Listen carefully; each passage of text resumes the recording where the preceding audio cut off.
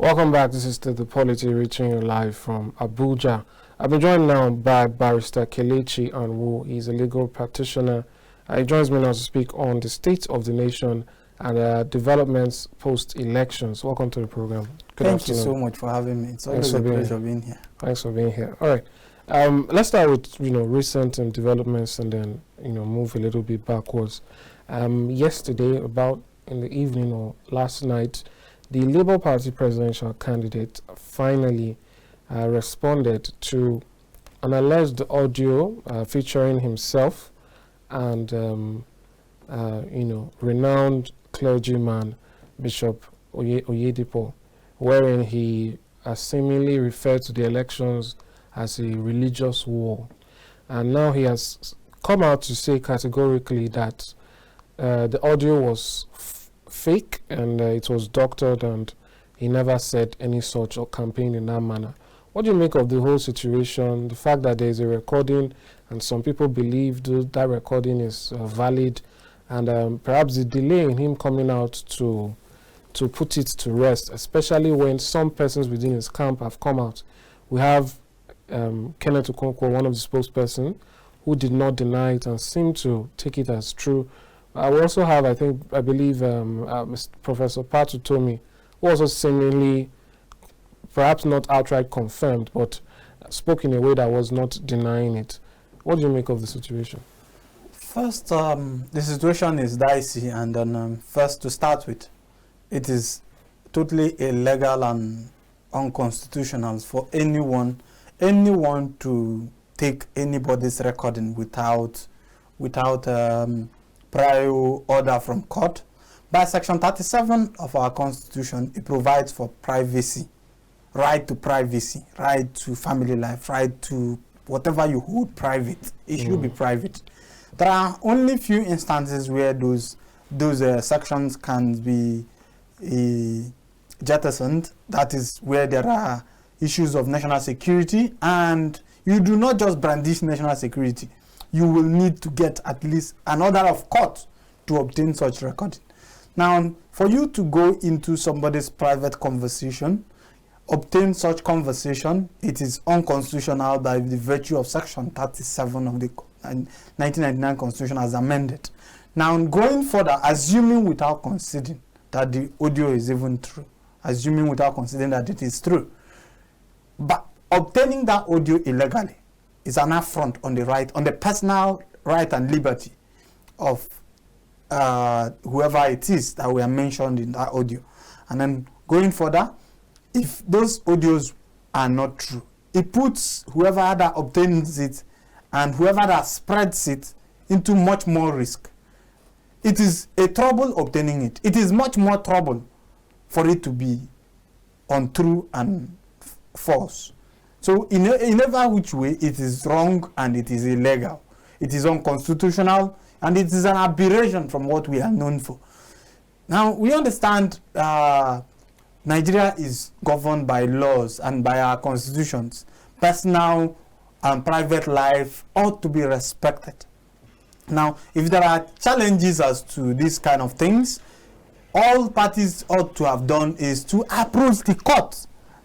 If there were things that have offended any part of the law, either by incitement or by any infringement, all parties ought to have done is to approach the court, get a court order, and get the NCC and the telecom company to issue those things directly to the court, and not to private citizens and individuals and media houses parading people's private conversation. It puts a question mark on the freedom of Nigerians.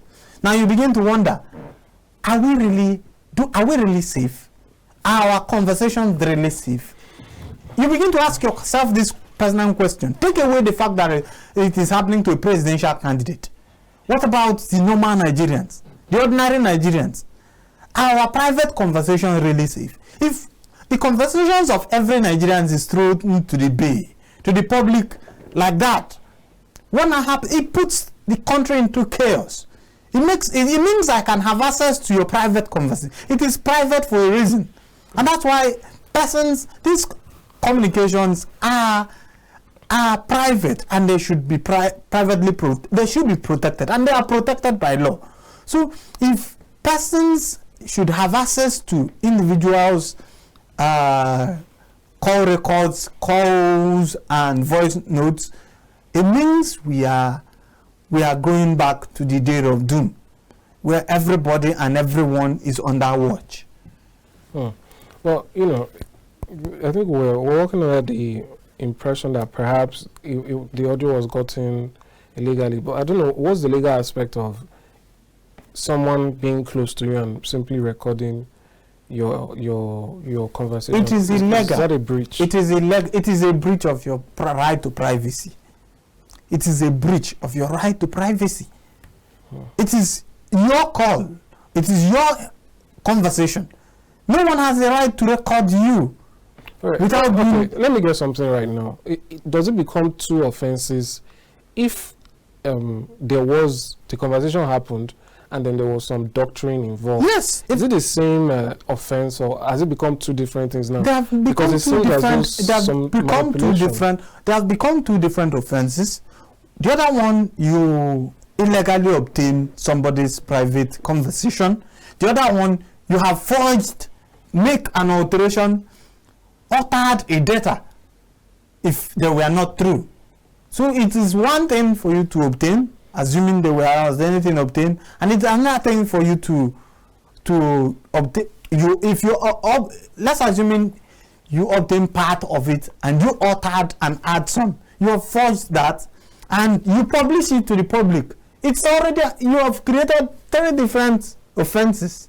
Well, I want to ask a question. Perhaps people will say the question should be posed to me since I'm the one in the media. But you are the lawyer here, so what's the legal aspect of in the course of doing your duty as a journalist?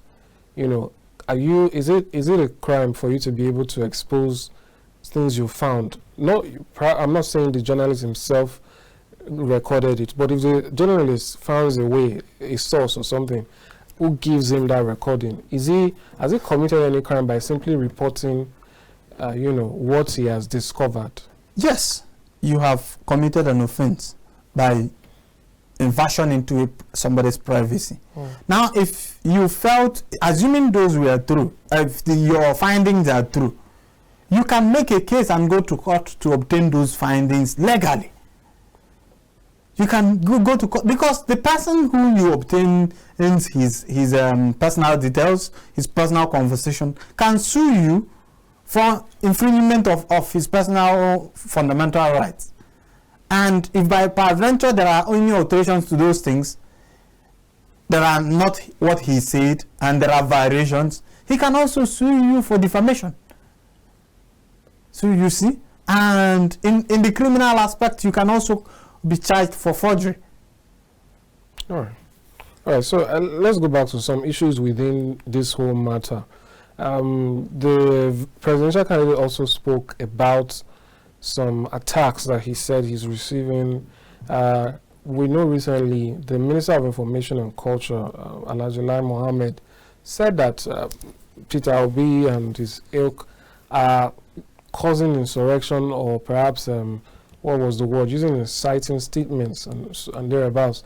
I'd like your take on that. What is the limit, or what is considered to be inciting or not? To use an example, the words of the vice presidential candidate during an interview on a station, did those count as inciting, where he said that the swearing in of the president-elect will be, the death of democracy, or so to speak, where he warned the CG and others not to allow it happen? Now, these media trials that are ongoing against these candidates are unruly and uncalled for. Let me cast our mind back to 2015, prior to 2015 election. There is a recording of the current vice president, alluding to the fact that they will form a parallel government. There is also a recording of where APC stalwarts made inciting comments of what line have they not crossed. Now, whatever the vice presidential candidate of the Labour Party has said is still within the ambits of law. And but if they find it very offensive, and if they find that he has committed any crime, it is not for him to be tried on the media. It is not for government institutions to go to the media, both in Nigeria and outside Nigeria, to whitewash everybody. There are procedural ways of doing things. We have the courts, we have the laws, and we have the institutions to charge them to court. If you feel he has committed any offense, make an arrest and charge him to court, let him defend himself. But if there is no need for media trial, there is no need for the kind of trial going outside the country and procuring medias just to do PR and all that, and accuse somebody either falsely or rightly. If you feel he has committed any offense, you ought to charge him to court. The media is not a law court. The accusation in the media does not.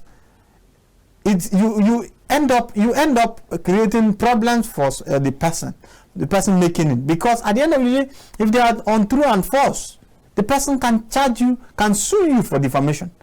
But in this instance, if these two institutions, if the Nigerian institution feels these persons have gone contrary to the law is right. Make an arrest and charge them on such matters. But before you charge them, be sure an offense is established. Right. That's fair enough. I guess if they do believe these are inciting comments, they should take it to court, like they advise, the losers of elections to do.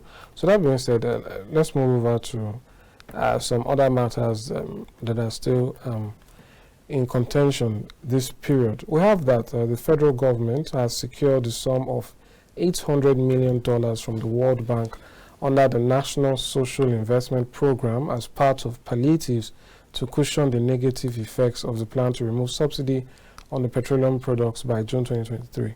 What do you make of this? Do you think it will have the desired effects? I mean, $800 million is quite a lot of money. We have this thing in Nigeria that we cushion out policies and in politics, and the implementation of such policies is another thing. Now we remember what they called during the COVID-19, we had various policies that were supposed to cushion the effect of what people faced and what they are facing. Up to today, millions of dollars and nairas were spent on such frivolous policies. Up to today, we've not had any account of what it was spent, how much was spent, and who received such benefits. Now, coming up with this one, it is a loan.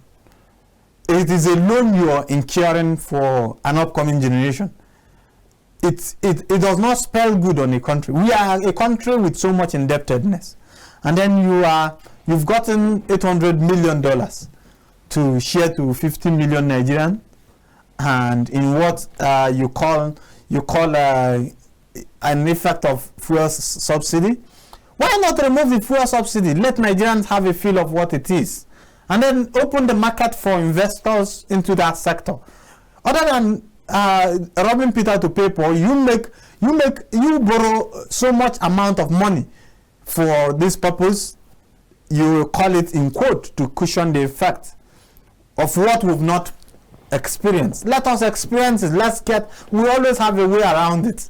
But borrowing this money is not the problem.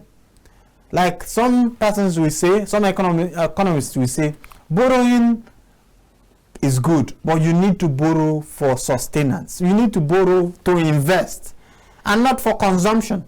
When you borrow to consume, there is no economic effect, there is no economic value it brings. It does not bring any gain. So what we do in this country is borrow to squander. This is another $800 million that is going down the drain. In my opinion, it's not supposed to be so. Allow Nigerians to have a feel of what it is and make a way out of it. You can't make policies that versus the monopoly in the industry. We have people, other persons come up in this industry, in the petroleum industry. The petroleum industry bill has already been passed. Allow private investors, allow private sector to go into the production and distribution of these products, as it will be regulated by the government. Other than bringing this money, share it to persons who it might never get to. We have policies that affect the sector that it is meant for. Let us have a policy that is productive in nature, not a policy of consumption. This 800 million is purely a money that is meant to be consumed, and it will be consumed and it will have no effect whatsoever. Just like the COVID-19, we survived COVID. I didn't get any sort of palliative. I don't know if you got till today. So you see, if I didn't get, you didn't get, who else got? It is another money that is being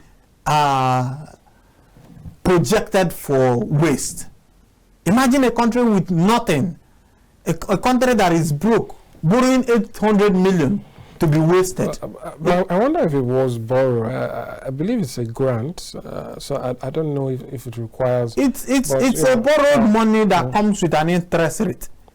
All right, okay, that's fair enough, I guess. But don't you think Nigerians will need something? The pictures that are being painted now are very dire. You know, people say fuel we might be reaching record high levels. Now, and even at the moment, if you take a look at the transport sector, prices are already high. You know, $800 million is an approximately billions of naira. Now, there are ways to cushion those effects. If you invest $800 million, genuinely invest $800 million into our refineries, from now till June, you will get effect. Those refineries will work. $800 million will revive our refineries in this country. And we billions have been budgeted before that. That is what I said, genuinely. If we had any plans and any policies that will work, $800 million is so much billions of naira.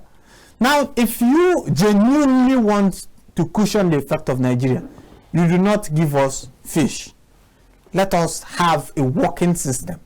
Let us, $800 million will revive our it will build a refinery that will work, even if it is a small refinery. But we already have a refinery, good and fine. $800 million, if you invest $800 million, if men work day and night in a refinery with $800 million, they will revive the Nigerian refineries in less than 2 months. And it will work. It's just that we do not have that willpower, and it is not within the plans. Like I said, it is another money plan for waste and for consumption and waste. If we have any effect, it is not to share this money to Nigerians. It is to implement it in the basis of what will benefit Nigerians. If you invest this money in places that they can see, it will cushion the effect. We are afraid that fuel and other petroleum products might go up to, like they are projecting that it might go up to 750 naira per liter. But we produce oil. Our problem is refining. If we can invest that money into a refinery, and you see the amount we sell a barrel of oil, and you know how many liters are in a barrel of oil, you get to see that we might even be able to sell, if we produce oil, we might and refine those oil, we might even be able to sell fuel for 100 naira. But these are not within the plans of what the government sees. These are not within the plans of what they are projecting. They are projecting for embezzlement and what to squander, and not to cushion any effect. All right, that's fair enough, I guess. This funds. I don't know when exactly it's to arrive or when it's coming, but definitely it's going to be something that will, enter or begin in the administration of the next president, possibly, because we're in March already. We have we're in April already. We just have May, then June. So the question now is, let's take it back to issues of before we get there. Another issue that has been happening, taking it back to the first matter, is there have been calls from left and right for some aggrieved parties for an interim government, that it shouldn't move smoothly or straight from President Muhammadu Buhari to Asiwaju Bola Ahmed Tinubu. So I'm wondering, is there any legal aspect to this? Is this something that even makes sense for people to ask about? Is there any precedence, in the interim government? Isn't it tantamount to treason? Now, if persons did not meet the constitutional requirement for being pronounced as president, the law requires that we conduct election. But if there are propositions that there was not, the persons who contested the elections, that we do not have a validly elected president, and we are within the time frame for such handover. Now, let us not forget part of our law, where there is, in the absence of the president and the vice president, the senate president is to lead the country. Now, the constitution envisages, what about, somehow I see there is a lacuna in our constitution, because the constitution does not envisage where we are unable to produce a validly and legitimately elected president before the swearing in. Isn't that simply the issue of INEC declaring somebody to be or not? Now, if INEC declares somebody to be or not, now at the point INEC declares somebody to be, whether he satisfies the validity that is or not, he enjoys that assumption of being validly nominated. He is assumed, whether he was invalidly elected or not. It is assumed that he, upon being declared the president-elect, whether legal or illegally, he enjoys the assumption of rightly elected. Now, it is for courts to decide if these certain questions of law have been met with regards to the qualification and with regards to what the criteria and what must be met. Now, a few days ago, Chief Oliso Abakoba made some assumption, analysis that there are issues of law in the petitions that have just been submitted to court. There are questions of law which do not need facts, and there are questions of facts which needs facts alone. He submitted that the questions of law should be taken first, since we do not need any fact to corroborate, or it is just for courts to interpret these sections and then know if they are the validity of it and give life to it. So in his submission, he submitted that these questions of law should be taken first within the interim, while that of facts, which will take longer. If peradventure the questions of law is determined against, there won't be need for the factual questions. But if it is not, if it is determined in the favor, that means we will revert back to the questions of facts. So I agree with, partially I agree with. So shorten the time. Exactly. So we know what we are dealing with. If there are issues of law that need to be addressed, part of the petition is that we are forfeiture, and by section 137 of sub 1 paragraph D, the Constitution puts a disqualification clause on anybody who has been convicted on issues of dishonesty. Is there a time limit for that? There is no. The time limit that has been provided for our law is within one. The time limit for the conviction. Yes. Paragraph D has no time limit, but paragraph E has a time limit. There are two different subsections. So by paragraph D, when you're convicted of, a person is convicted of offenses relating to dishonesty anywhere, there is no time limit at all. But paragraph E puts a time limit to the disqualification created in paragraph E. So what does issues related with dishonesty mean? Now, if you have been convicted on issues like money laundering, drugs, anything that shows you're a dishonest person, it means you have been convicted. If you have, and what counts as a conviction? You know, because if you are, that section provides for conviction 1, fines 2, sentence. Even when you have been fined without being sentenced, if you've been fined, sentenced, or convicted, any of this counts. So in this scenario, there was a fine. There was a forfeiture. And there can only be forfeiture when there is a conviction.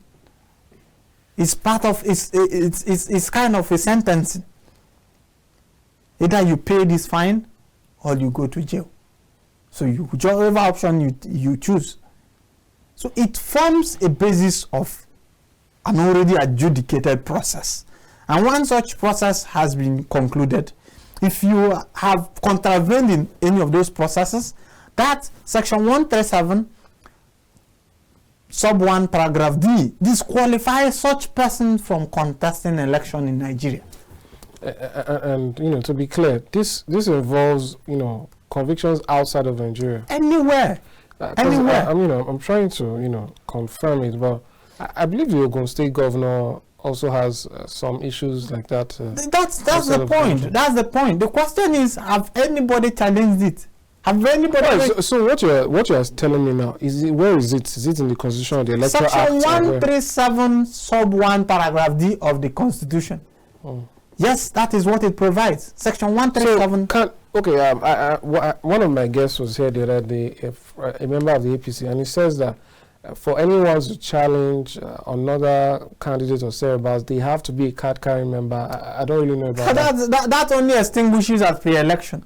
At pre-election. At pre-election. So on this matter, now, on the grounds of disqualification, the section 134 of the Electoral Act provides the 4 things you can bring up at election petition. The 4 grounds upon which you can bring up.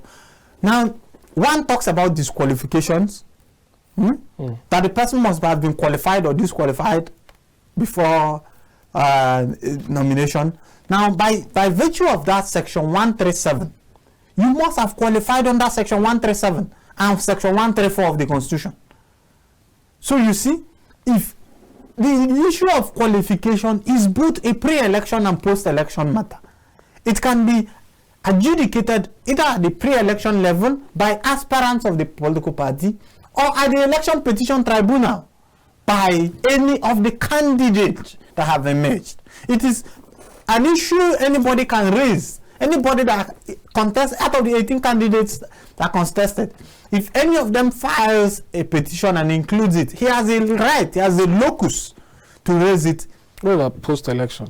That is the election petition. The election petition is the post-election. So whatever happens in the pre-election, it is only the aspirant of that political party that has a right to question it. But in post-elections, they are on the same pedestal. Anybody who contested out of the 18 political parties that contested, any one of them, either candidate or the political party involved, have an equal right to question the nomination, the validity, the qualification of the other person. So if you were not qualified ab initio, that means your qualification is void. Right, that's fair enough. You know, it would have been great to have a fast process. I think another recommendation by Olisa Abakoba, Senior Advocate of Nigeria, is that perhaps INEC should be removed as what's the word, as a party to. Yes. What do you make of that? It is preposterous that INEC in its own way is defending a party. What are you defending? It was your mandate. Defending their process, that they did their job well. What are you defending? If you felt you've done your job well, all you needed to do is bring in what you've done, how you did it. But can the petitioner, I don't know what the word is, the person who is challenging the results, can they Do they have? Is it a necessity for them to include Yes, INEC? at the moment under our electoral jurisprudence, you must include INEC. INEC is a necessary party.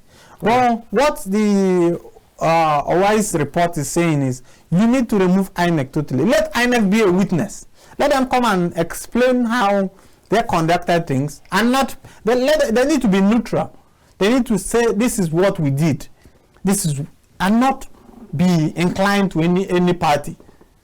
They need to be neutral and tell Nigerians this is what we did, this is how we were able to arrive at this, and not taking position of any political party. All right. Now let's move on to another issue. This is within the Labour Party now, and where we are seeing some back and forths. It was alleged that the national chairman was removed by his ward executives, and now we have a federal FCT High Court, restraining him and some other ESCOs from parading themselves as executives of the party. What do you make of this, and the fact that this should be perhaps the fourth time we're seeing an iteration of this? We had Governor Adams Oshomole removed by a person from his state and then taken to court, and then having an elongated battle. Ayu, Secondus, and now we're seeing Aburi. The removal of members of political parties are within the prerogative of the political party. Now, how do you remove a member of a political party is by the constitutional provision of every political party. Now, most of these their constitutions are similar in terms of the provisions. Now, for you to be removed, you must be removed from where you registered. If you are removed from your ward where you registered, it automatically you cease to be a member of that political party. But the persons who have the right to remove you are the executive committee of your ward. So what about the court judgment? How do these come about? Now, there are two, at the moment, as at yesterday, there were two court judgments. Yes. One coming from High Court in Edo State. Now, barring anybody from removing the Labour Party chairman. Another one is from an ex parte application filed by lawyers ordering the chairman to step aside, pending the determination. Now, for instance, it was an interim order. That interim order lasts for 7 days. An interim order lasts for 7 days. Which of them are you talking about? The one made at the FCT High Court. It's an interim order. It's an order pursuant that they should step aside to the function of their duty, not that they have been removed. They should step aside. They should not act within this period while their matters that were filed in court are being determined. So now a matter has been filed. They also sought the abridgment of time from the 42 days to 8 days. Now, in the 8 days, it is for Labour Party to file and the chairman to file their processes in court and answer to those things. Once that application, the main application is had, that order ceases to exist. So they can revert back to status quo. So no, at the moment they have not been asked. They have not been taken off. They have just been asked to step aside pending the determination of the court case.